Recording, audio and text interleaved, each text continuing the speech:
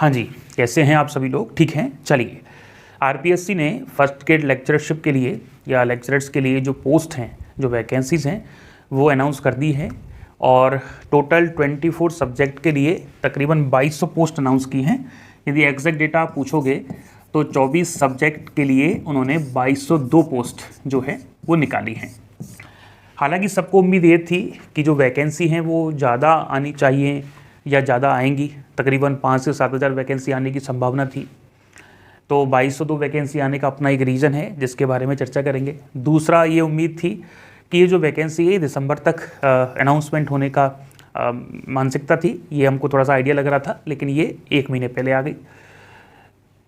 क्या कितनी संभावना ये है कि ये जो 2202 हैं, क्या इसमें पदवृद्धि हो सकती है क्या? क्योंकि एडवर्टाइजमेंट में लाइन ऐड की गई है। दूसरा, एग्ज़ाम पेपर होने की संभावना क्या हो सकती है, कब तक हो सकता है? कितनी वैकेंसीज़ जो हैं स्पेशली सब्जेक्ट में आई हैं? क्या पेपर पैटर्न में कोई बदलाव हुआ है क्या? और भी कई सारी ऐसी इंपॉर्टेंट बातें जो लेक्चरर के एग्ज़ाम को देने के लिए ज़रूरी हैं। तो उन सभी बातों पर चर्चा करेंगे और कोशिश करेंगे कि शॉर्ट में सारी बातें आपको समझा दें। और जो भी आपके क्वेश्चंस होंगे वो आप हमसे कमेंट बॉक्स में पूछ लीजिएगा।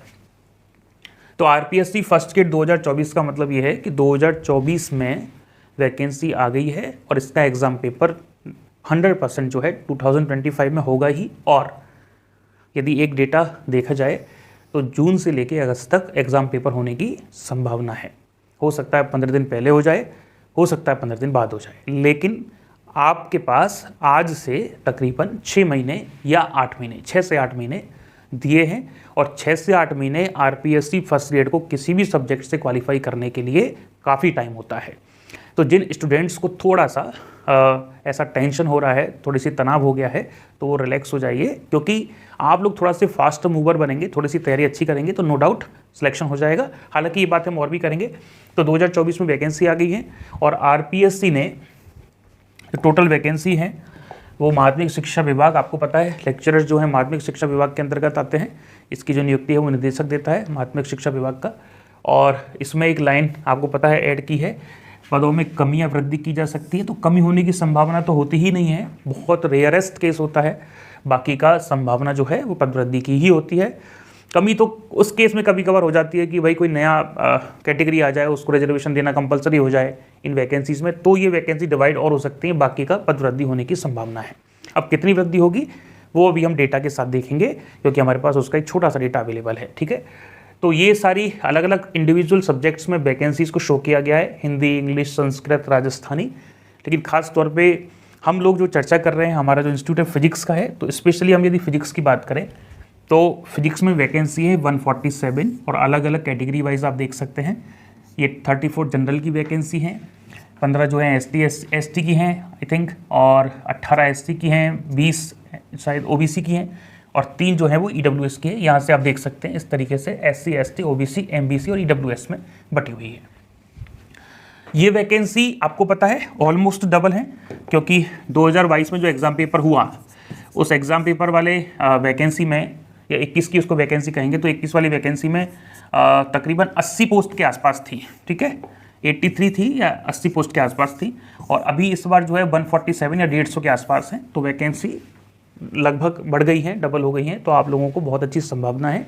जनरल कैटेगरी के लिए 34, फिर वुमेंस को देखें तो 10 है, विडो और डिवोर्सी, इस तरीके से देखें तो वैकेंसीज अच्छी हैं। ठीक है, तो आप लोग अपनी प्रिपरेशन जो है स्टार्ट कर सकते हैं। ये अलग अलग वैकेंसीज, अलग अलग सब्जेक्ट के लिए वैकेंसी बता दी है।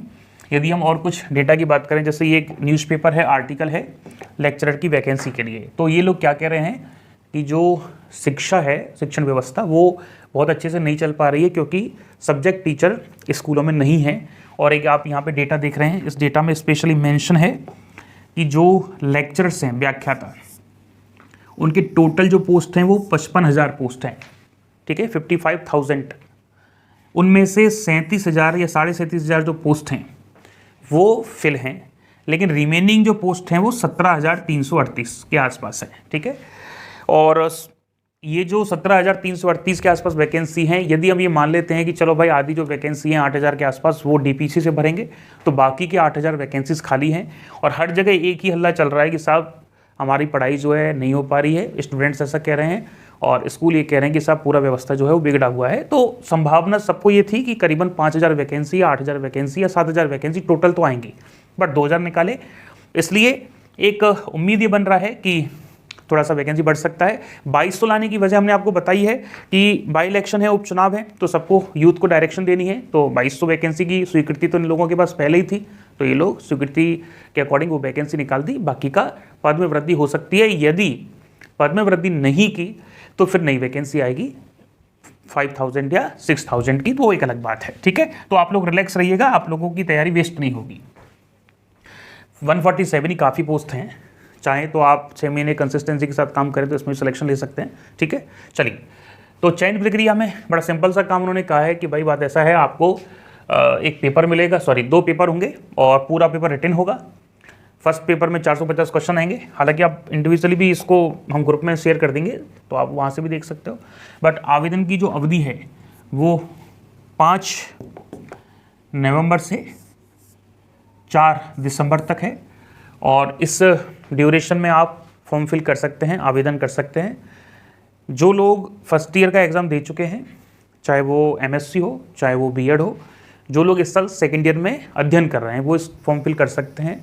बाकी के जो फर्स्ट ईयर ही कर रहे हैं, फर्स्ट ईयर के एग्ज़ाम पेपर नहीं हुए हैं, तो वो लोग इस फॉर्म को फिल ना करें, क्योंकि आजकल दंडात्मक कार्रवाई भी हो रही है, क्योंकि जो लोग एलिजिबल नहीं है उन्होंने फॉर्म फिल कर दिया है तो फिर वो कार्रवाई बन रही है।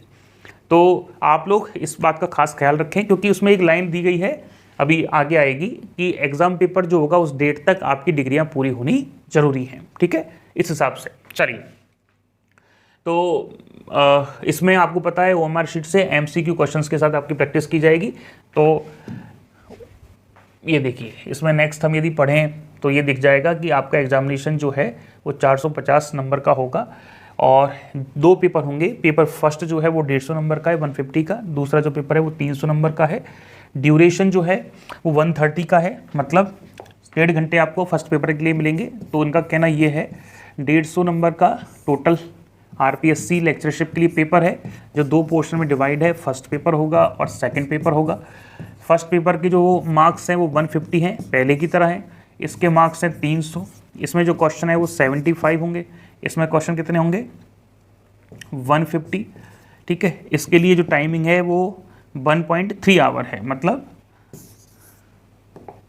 1.5 घंटे हैं, या आप 90 मिनट लिख सकते हो, सीधा सीधा था। ठीक है, और इसके लिए आपको 180 मिनट, इसका मतलब कितना हो गया? 3 घंटे हो गया। ये टाइमिंग रहेगी। ये इसमें भी मल्टीपल चॉइस क्वेश्चन आएंगे, इसमें भी मल्टीपल चॉइस क्वेश्चन आएंगे। एक क्वेश्चन गलत होने पर कितना नंबर कटेगा? 1/3 कटेगा। एक क्वेश्चन गलत करने पर कितना कटेगा? 1/3 कटेगा। इसके अलावा खास ध्यान रखना, 40% नंबर लाना कंपलसरी है दोनों सब्जेक्ट्स में। ये इसका ब्रीफ है पूरे का जो हम बताने वाले हैं। ये है इस पेपर का पूरा अरेंजमेंट। अभी हम डिस्कशन करेंगे सब्जेक्ट वाइज भी, मतलब सब्जेक्ट कौन कौन से हैं। तो 450 नंबर का पेपर, फर्स्ट पेपर जो है उसके लिए 1.5 घंटा है, दूसरे के लिए 3 आवर्स है। मल्टीपल चॉइस क्वेश्चन आएंगे, 4 ऑप्शन होंगे सब्जेक्ट के। 5वां ऑप्शन जो होगा वो उन स्टूडेंट्स के लिए होगा जो क्वेश्चन अटेम्प्ट नहीं करेंगे, तो 5वां ऑप्शन भरना है। मतलब यदि आपको कोई क्वेश्चन नहीं आता है तो उस केस में 5वां ऑप्शन भरना होता है। हालांकि आपने पेपर दे रखे हैं तो आपको पता है, नहीं भी पता है तो स्पेशली जो हमारे टेस्ट बनते हैं उसमें हम 5 ऑप्शन देना चालू कर रहे हैं।